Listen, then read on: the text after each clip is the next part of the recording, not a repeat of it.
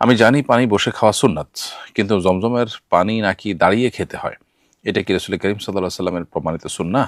আর দাঁড়িয়ে খাওয়ার হিকমত জানতে চাই।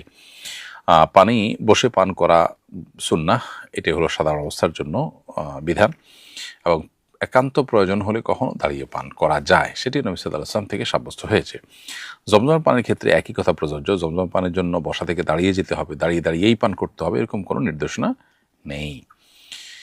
এরপর প্রশ্ন হলো, 24 বছর ধরে স্বামী বিদেশে থাকেন, সন্তানদের সাথে যোগাযোগ রাখে, কিন্তু স্ত্রীর সাথে কথা বলেন না।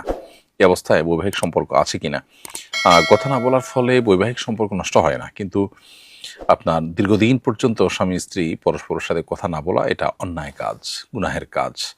বিদেশে থেকে সন্তানদের সাথে যোগাযোগ করলেন, কিন্তু স্বামী কোনো কারণে অভিমান করি হোক, রাগের কারণে হোক, স্ত্রীর সাথে দীর্ঘদিন পর্যন্ত এভাবে যোগাযোগ বিচ্ছিন্ন রাখা, এটা স্ত্রীর প্রতি এক ধরনের অবিচারের শামিল। যত অভিমানী হোক, আপনি হয় তার সাথে সংসার করবেন সুন্দরভাবে, আর অভিমান করে শাসন করতে চাইলে সেটার একটা লিমিটেশন থাকবে। এগুলো সবগুলো ক্রস করে যেতে পারে না।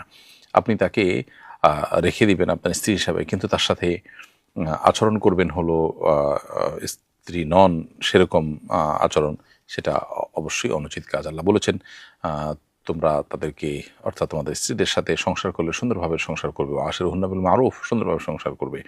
আল্লাহ অন্য জায়গায় বলেছেন যে তাদেরকে যদি তোমাদের ছেড়ে দিতে হয় তাহলে সাররিহুন্না বিল মারুফ, তাহলে তাদেরকে তোমরা বিদায় দেওয়া সুন্দরভাবে। কিন্তু আপনি ধরে রাখবেন, আবার তাদেরকে আপনার তার সাথে সুন্দরভাবে আচরণ করবেন না, মিনিমাম যোগাযোগ করবেন না, বছরকে বছর হয়ে যাবে, এটা কোনো অবস্থাতেই গ্রহণযোগ্য নয়। এ সমস্ত জায়গাতে শয়তানকে প্রশ্রয় দেওয়া উচিত না। নিজের অভিমান, নিজের জেদ, এগুলোর ঊর্ধ্বে আল্লাহর বিধানকে আমাদের প্রায়োরিটি দেওয়া উচিত এবং সর্বোচ্চ ছাড় দেওয়ার মানসিকতা থাকা উচিত।